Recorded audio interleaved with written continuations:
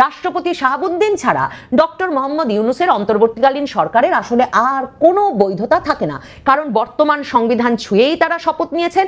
এই সংবিধানকেই ছুঁড়ে ফেলে দিলে এই উপদেষ্টা পরিষদের কাকে কাকে যে ছাত্র জনতার দাবির মুখে ঝুলে পড়তে হয় তার কোনো ঠিক নেই। সেটা উপলব্ধি করেই আসলে এই 5ই আগস্ট জুলাই ঘোষণাপত্র নামে জামায়াতে ইসলামীর নেতা সৈয়দ মোহাম্মদ তাহেরের ভাষায় যে রচনা ডক্টর মোহাম্মদ ইউনূস পাঠ করেছেন, সেখানে তারা না ছুঁড়ে ফেলেছেন সংবিধান, না রাষ্ট্রপতির পদত্যাগের দাবিকে কোনো ঘোষণায় বা কোনো দাবিতে রূপান্তর করতে পেরেছেন। তার মানে রাষ্ট্রপতি শাহাবুদ্দিনকে চাকরিতে টিকিয়ে রাখতে হচ্ছে ডক্টর মোহাম্মদ ইউনূসদের নিজেদের সাংবিধানিক বৈধতা টিকিয়ে রাখার জন্য। বাংলাদেশের রাষ্ট্রপতি শাহাবুদ্দিন চুপ্পু তার দীর্ঘ রহস্যময় নীরবতা ভেঙে অবশেষে 5ই আগস্ট জুলাই গণ অভ্যুত্থান দিবস উপলক্ষে এক বাণী পাঠিয়েছেন সংবাদ মাধ্যমে। কিন্তু সে বাণীর ভাষা পড়ে তার রহস্যময় নীরবতা ভেঙে তিনি কথা বলেছেন সে কথা বিশ্বাস না করে সাধারণ জনগণ কৌতূহলী হয়ে উঠেছে যে এ কোন রহস্য আছে এমন বাণীর পেছনে। প্রেসিডেন্ট শাহাবুদ্দিন এই বাণীতে বলেছেন যে ফ্যাসিবাদী অপশাসনের বিরুদ্ধে চূড়ান্ত বিজয়ের দিন নাকি 5ই আগস্ট। মানে যেই আওয়ামী লীগ সরকারের রাষ্ট্রপ্রধান ছিলেন, যে আওয়ামী লীগ সরকারের আমলে সংসদ দ্বারা নির্বাচিত হয়েছেন প্রেসিডেন্ট শাহাবুদ্দিন, স্পিকার শিরীন শারমিন চৌধুরী তাকে শপথ পড়িয়েছেন, যেই আওয়ামী লীগ সরকারের আমলে তিনি সংবিধানের প্রধান রক্ষক হিসেবে মানে বাংলাদেশের প্রধানতম সাংবিধানিক পদে অধিষ্ঠিত হয়েছেন, সেই শাসন ব্যবস্থাকে সেই আমলকে তিনি ফ্যাসিবাদী অপশাসন বলছেন এবং 5ই আগস্টের চূড়ান্ত বিজয়ের তারিখ বলছেন। এখন মানুষ কেন সন্দেহ করছে যে হয়তো বন্দুকের নল ঠেকিয়ে আওয়ামী লীগ আমলের এই রাষ্ট্রপতি শাহাবুদ্দিন চুপ্পুকে দিয়ে এমন বাণী লিখিয়ে নেওয়া হলো। আবার অনেকে যারা আরো বেশি কল্পনাপ্রবণ কিংবা আমি আসলে বলবো ইতিহাস পড়ে পড়ে সন্দেহপ্রবণ হয়ে উঠেছেন, তাদের কেউ কেউ এমন সন্দেহ করছেন যে বঙ্গভবনের ভেতর এরই মধ্যে রাষ্ট্রপতি শাহাবুদ্দিনকে মেরেই ফেলা হয়েছে কিনা, তার নামে এসব বাণী কোনো ভূতে লিখে সংবাদ মাধ্যমে পাঠাচ্ছে কিনা। কারণ দেখুন, রাষ্ট্রপতি শাহাবুদ্দিনকে যদি আপনারা 5ই আগস্টের পর থেকে বিবেচনা করেন, 5ই আগস্ট তারিখে কিন্তু তিনি জাতির উদ্দেশ্যে একটা ভাষণ দেন 3 বাহিনী প্রধানকে পেছনে রেখে। সে সময় তিনি বলেন একটা অন্তর্বর্তীকালীন সরকার গঠিত হবে যারা খুব দ্রুত একটা নির্বাচন দেবে এবং খালেদা জিয়া যথাশীঘ্রই মুক্তি পাবেন। এছাড়া তার মুখ থেকে আমরা শেখ হাসিনা ফ্যাসিবাদী শাসক ছিলেন, ছাত্র জনতা ফ্যাসিবাদী শাসনের বিরুদ্ধে চূড়ান্ত বিজয় অর্জন করেছে, 5ই আগস্টের মতো একটা আবেগপ্রবণ দিনে যারা আন্দোলনে অংশগ্রহণ করেছিল তাদের জন্য এমন দিনে, কিংবা প্রেসিডেন্ট শাহাবুদ্দিনের নিজের যেদিন বুঝে যাওয়ার কথা যে তিনি মহা বিপদে পড়েছেন, কারণ তাকে তার যে নিয়োগকর্তা সরকার এবং সংসদ এই দুই আসলে এই ছাত্র জনতার অভ্যুত্থানের মধ্য দিয়ে শেষ হয়ে গেছে, তাকে সংসদ ভেঙে দিতে হচ্ছে, নতুন সরকার গঠন করতে হচ্ছে এবং তিনি মূলত বঙ্গভবনে এই রাজপ্রাসাদে একেবারে একা। সে সময়ও রাষ্ট্রপতি শাহাবুদ্দিনের মুখ থেকে শেখ হাসিনা ফ্যাসিবাদী অপশাসনের বিরুদ্ধে ছাত্র জনতার চূড়ান্ত বিজয় এমন কোনো কথা শোনা যায় না। এই রাষ্ট্রপতি শাহাবুদ্দিনের কাছে গিয়ে ডক্টর মোহাম্মদ ইউনূস সহ উপদেষ্টা পরিষদ 8ই আগস্ট শপথ গ্রহণ করেন এবং তার মাধ্যমে আসলে রাষ্ট্রের এই সর্বোচ্চ সাংবিধানিক পদ রাষ্ট্রপতি শাহাবুদ্দিনের পদটিকে এক রকমের বৈধতা দেন এই ছাত্র জনতার অভ্যুত্থানের মাধ্যমে গড়ে ওঠা অন্তর্বর্তীকালীন সরকারটি। অন্যদিকে যেই সরকারের কোনো সাংবিধানিক বৈধতা নেই, মানে বাংলাদেশে তো কোনো উপদেষ্টা পরিষদের কোনো সাংবিধানিক কাঠামো বর্তমান সংবিধানে নাই, আপনারা সকলেই সেটা জানেন। সেই অবস্থায় এই যে বঙ্গভবনে ঢুকে রাষ্ট্রপতি শাহাবুদ্দিনের কাছ থেকে শপথ গ্রহণ করে আসাটাই আসলে একমাত্র সাংবিধানিক ভিত্তি দেয় এই বর্তমান অন্তর্বর্তীকালীন সরকারের প্রধান উপদেষ্টা ডক্টর মোহাম্মদ ইউনূস এবং তার উপদেষ্টা পরিষদকে। এরপরেও দফায় দফায় প্রেসিডেন্ট শাহাবুদ্দিনের কাছে গিয়ে উপদেষ্টা পরিষদের কলেবর বেড়েছে, তারা নানা সময়ে শপথ নিয়েছেন। এরপর নভেম্বর মাসের দিকে জুলাই আগস্ট আন্দোলনের মাস্টার মাইন্ড বিরাট বিপ্লবী ফরহাদ মজারের সাক্ষাৎ শিষ্য মাহফুজ আলম গিয়েও কিন্তু শপথ নেন এই রাষ্ট্রপতি শাহাবুদ্দিনের কাছ থেকে। সে সময় গিয়ে তিনি হঠাৎ তেলেবেগুনে জ্বলে ওঠেন যে বঙ্গভবনে তখনও বঙ্গবন্ধুর ছবি ঝুলছে, কিন্তু যে সংবিধানকে রক্ষা করার জন্য শপথ নিয়ে এলেন সর্বোচ্চ সাংবিধানিক পদাধিকারীর কাছ থেকে মাহফুজ আলম, সেই সংবিধানে এখনো লেখা আছে যে বাংলাদেশের সকল সরকারি বাসভবনে, রাষ্ট্রীয় কার্যালয়ে এবং বাসভবনে বঙ্গবন্ধুর ছবি ঝোলার কথা।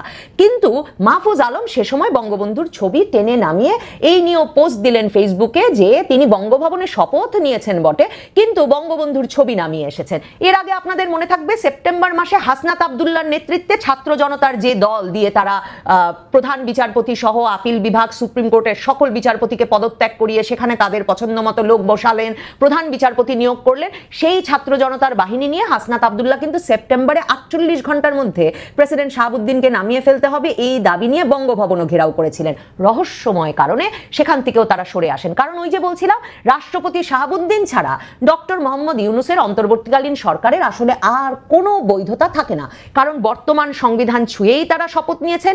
এই সংবিধানকেই ছুঁড়ে ফেলে দিলে এই উপদেষ্টা পরিষদের কাকে কাকে যে ছাত্র জনতার দাবির মুখে ঝুলে পড়তে হয় তার কোনো ঠিক নেই। সেটা উপলব্ধি করেই আসলে এই 5ই আগস্ট জুলাই ঘোষণাপত্র নামে জামায়াতে ইসলামীর নেতা সৈয়দ মোহাম্মদ তাহেরের ভাষায় যে রচনা ডক্টর মোহাম্মদ ইউনূস পাঠ করেছেন, সেখানে তারা না ছুঁড়ে ফেলেছেন সংবিধান, না রাষ্ট্রপতির পদত্যাগের দাবিকে কোনো ঘোষণায় বা কোনো দাবিতে রূপান্তর করতে পেরেছেন। তার মানে রাষ্ট্রপতি শাহাবুদ্দিনকে চাকরিতে টিকিয়ে রাখতে হচ্ছে ডক্টর মোহাম্মদ ইউনূসদের নিজেদের সাংবিধানিক বৈধতা টিকিয়ে রাখার জন্য।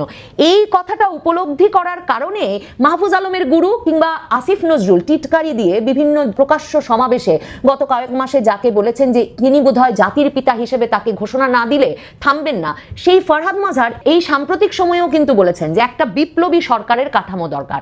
এই সংবিধানের ভিত্তিতে যদি সরকার পরিচালনা চলতে থাকে, বাংলাদেশ পরিচালিত হতে থাকে, তাহলে নাকি বাংলাদেশ ফ্যাসিবাদী অপশাসন থেকে কিছুতেই মুক্তি পাবে না। কিন্তু আসিফ নজরুল আগেও যেমনটা বলেছেন যে সাংবিধানিক ধারাবাহিকতা রক্ষা না করলে আসলে এই উপদেষ্টা পরিষদ থেকে শুরু করে পুরো বাংলাদেশী একটা অনিশ্চয়তার দিকে চলে যাবে। আসিফ নজরুল আমার মনে হয় এই কথাটাই ডক্টর মোহাম্মদ ইউনূসকে ভালো মতো বোঝাতে সক্ষম হয়েছেন। এছাড়াও দেখেন বিএনপি কিন্তু বরাবর বলে এসেছে সাংবিধানিক কাঠামো রক্ষা করতে হবে, কারণ সংবিধান থাকলেই এই সংবিধানের উপর ভিত্তি করে এই অন্তর্বর্তীকালীন সরকারকে বাঁচিয়ে রেখে দ্রুত নির্বাচনের মাধ্যমে দ্রুত ক্ষমতায় যেতে পারবে বিএনপি। সে কারণেই আপনাদের মনে আছে কিনা জানি না, কি আশ্চর্য, আওয়ামী লীগ আমলের প্রেসিডেন্ট শাহাবুদ্দিনের প্রতি বিএনপি নেতাদের কি অনুরাগ যে নভেম্বরে যখন মাহফুজ আলম বঙ্গভবনে গিয়ে বঙ্গবন্ধুর ছবি নামিয়ে ফেললেন, রুহুল কবির রিজভী আহমেদ বললেন এই কাজটা একদম ঠিক হয়নি। এর আগেও খন্দকার মোশতাক শেখ মুজিবের ছবি নামিয়েছিলেন, সে ছবি নাকি বঙ্গভবনে আবার তুলেছিলেন প্রেসিডেন্ট জিয়া। কাজেই বিএনপির এবং ডক্টর মোহাম্মদ ইউনূসের অত্যন্ত গুরুতর প্রয়োজন আছে প্রেসিডেন্ট শাহাবুদ্দিনকে এবং 72-এর সংবিধানকে টিকিয়ে রাখা। আমি বারবার নবনীতা চৌধুরীর বয়ানে বলছিলাম যে সংবিধান বাতিল হলে কি হবে, সংবিধান যদি জুলাই ঘোষণাপত্রের মাধ্যমে এই মাহফুজ আলম কিংবা হাসনাত সার্জিসরা গলা মিলিয়ে যেভাবে বলে আসছিলেন এর আগে যে জুলাই ঘোষণাপত্রের মাধ্যমে মুজিববাদী সংবিধান বাতিল হয়ে যাবে, সে সংবিধান বাতিল হলে কি হবে, ছাত্র জনতা গণভবনের মতো বঙ্গভবন অভিমুখে রওনা দেবে এবং হাসনাতরা রাষ্ট্রপতি শাহাবুদ্দিনকে টেনে হিচড়ে বঙ্গভবন থেকে বের করে এনে রাজপথে ঝুলিয়ে দেবে। আমি বারবার বলছিলাম এই সংবিধান বাতিল হলে শুধু রাষ্ট্রপতি তো নয়, আরো যে 3 পদে 3 জন অধিষ্ঠিত আছেন খুব গুরুত্বপূর্ণ তাৎপর্যপূর্ণ পদে আওয়ামী লীগ আমল থেকে, বিমান বাহিনী প্রধান, সেনাবাহিনী প্রধান, নৌবাহিনী প্রধান, মানে সশস্ত্র বাহিনীর 3 প্রধান, তাদের কি হবে? তাদেরকে ক্যান্টনমেন্ট থেকে বের করে আনা হবে নাকি ক্যান্টনমেন্টে একের পর এক ব্যক্তিরা ঝুলে পড়বেন? এই সব প্রশ্নের কোনো উত্তর না পেয়ে আসলে ডরে ভয়ে মাহফুজ আলম পর্যন্ত সিটিয়ে পড়েছেন।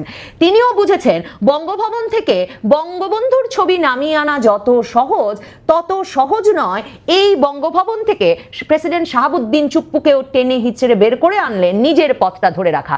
তখন যদি সংবিধানবিহীন রাষ্ট্রপতিবিহীন যিনি নিজে সংবিধানের সর্বোচ্চ পদে অধিষ্ঠিত থেকে এই সাংবিধানিক কাঠামোটাকে টিকিয়ে রাখছেন সেই ব্যক্তিটিকে যদি রাজপথে বের করে এনে ঝুলিয়ে দেওয়া হয় তাহলে বিপ্লব প্রতি বিপ্লব, বিপ্লব প্রতি বিপ্লব, মানে মাহফুজ আলমের গুরু ফরহাদ মাঝার যেই সম্ভাবনায় সবচেয়ে বেশি উত্তেজিত হয়ে পড়েন, সবচেয়ে বেশি শিহরিত বোধ করেন, সেই সম্ভাবনায় যে আসলে মাহফুজ আলমের হেয়ার রোডের বাড়িতেও ঢুকে কেউ অন্তর্বর্তীকালীন সরকারের অংশ হওয়ার কারণে, মানে একটা বিপ্লবী সরকারের অংশ না হয়ে একটা সংবিধান রক্ষার শপথ নেওয়া এবং প্রেসিডেন্ট শাহাবুদ্দিনের কাছে শপথ নেওয়া সরকারের মন্ত্রী হিসেবে তার হেয়ার রোডের বাড়িতে ঢুকে তাকেও যদি কেউ বের করে এনে রাজপথে ঝুলিয়ে দেন তাহলে মাহফুজ আলম কি করবেন? এ কারণে তিনি সেই ব্যবস্থা থেকে সরে এসেছেন। কিন্তু প্রেসিডেন্ট শাহাবুদ্দিনের এই বাণী, মানে এই যে ফ্যাসিবাদী অপশাসনের চূড়ান্ত বিজয় অর্জিত হয়েছে 5ই আগস্টে, এই বাণীর মাঝে যাকি, মানে লোকে যেমন বিশ্বাস করছে না, মানে ব্যাপক আওয়ামী বিরোধী জনগোষ্ঠীও যেমন বিশ্বাস করছে না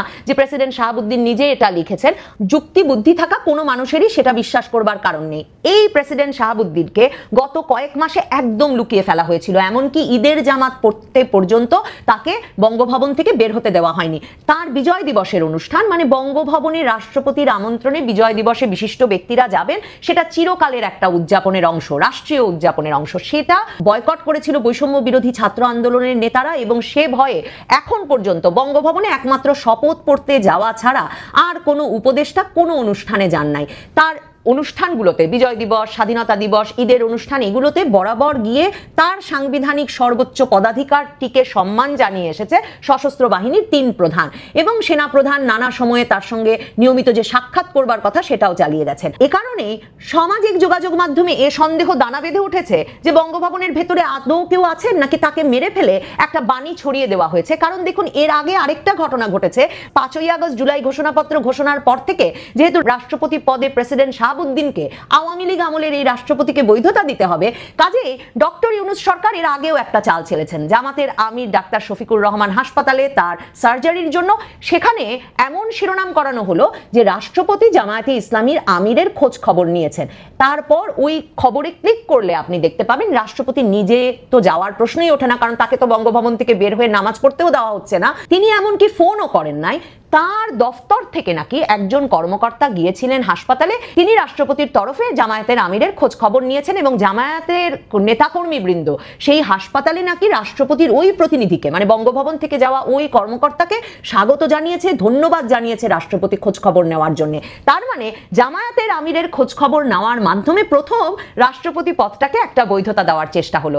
তারপর এলো ৫ই আগস্টের এই বাণী। কাজেই অনেকেই যে সন্দেহ করছেন যে বঙ্গভবনের ভেতর তাকে কেউ মেরে ফেললো, বা তিনি গৃহবন্দী অবস্থায় আছেন কিনা, তিনি ঠিক কি অবস্থায় আছেন, তাতে বাংলাদেশের ইতিহাস পাঠ করলে খুব বেশি কল্পনাপ্রবণ হতে হয় না। মানে বাংলাদেশে তো বঙ্গবন্ধুও তো রাষ্ট্রপতিই ছিলেন। বঙ্গবন্ধু তার নিজ বাসভবন ৩২ নম্বরে ছিলেন, কিন্তু সেটা তখন রাষ্ট্রপতি ভবন। সেই রাষ্ট্রপতি ভবনে তো সেনাবাহিনীর একটি অংশ ঢুকে বঙ্গবন্ধুকে সপরিবারে হত্যা করে পুরো ধানমন্ডি এলাকায় আরো কয়েকটি বাড়িতে গিয়ে শেখ পরিবারের নানাজনকে মেরে এলো। আপনাদের এটাও মনে থাকবে সেই ৭৫ সালে ৩রা নভেম্বর কি ঘটলো। ঢাকা কেন্দ্রীয় কারাগারের মতো সর্বোচ্চ সুরক্ষিত একটা জায়গায় গিয়ে জাতীয় ৪ নেতাকে একসঙ্গে এক সেলে হত্যা করে এলো সেনাবাহিনীর একটি অংশ।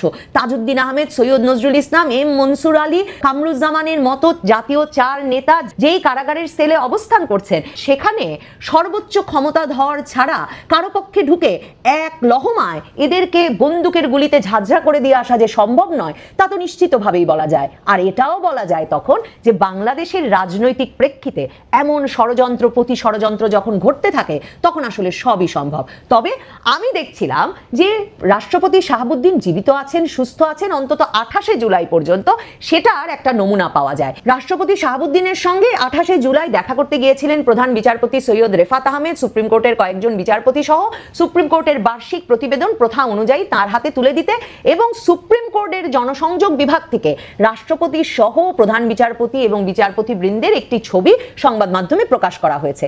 কাজেই রাষ্ট্রপতি আছেন, বঙ্গভবনেই আছেন, কিন্তু তাকে সম্পূর্ণভাবে জনবিচ্ছিন্ন করে ইউনূস সরকার বঙ্গভবনকে যে গুহায় পরিণত করেছেন, সেই গুহা থেকে রাষ্ট্রপতি এহেন বাণী, মানে শেখ হাসিনা ফ্যাসিবাদী অপশাসনের চূড়ান্ত বিজয় ৫ই আগস্ট অর্জিত হয়েছিল, তেমনটা ভাবার সম্ভবত কোনো কারণ নাই। এই প্রেসিডেন্ট শাহাবুদ্দিন ১৯৭৫ সালে বঙ্গবন্ধু হত্যার পর বঙ্গবন্ধু হত্যার প্রতিবাদে থাকায়, সে বিষয়ে আন্দোলনে থাকায় দীর্ঘ সময় কারাগারে ছিলেন। ১৯৬৬ সাল থেকে তিনি ছাত্রলীগের রাজনীতির সঙ্গে জড়িত ছিলেন। ১৯৭১ সালে পাবনায় মুক্তিযুদ্ধ সংগঠনের অন্যতম বীর সেনানী ছিলেন এই রাষ্ট্রপতি শাহাবুদ্দিন। এহেন রাষ্ট্রপতি শাহাবুদ্দিনকে কত কষ্টে যে ডক্টর ইউনূস সরকার, তার উপদেষ্টা বৃন্দ এবং তাদের ঘনিষ্ঠ রাজনৈতিক শক্তিগুলোকে মেনে নিতে হচ্ছে, তা বুঝতে আপনার আমার অসুবিধা হওয়ার কথা না। তবে আপাতত এটুকু নিশ্চিত যে ডক্টর মোহাম্মদ ইউনূস সংবিধানের গুরুত্ব বুঝেছেন নিজের প্রাণ আর নিজের পদ বাঁচাতে।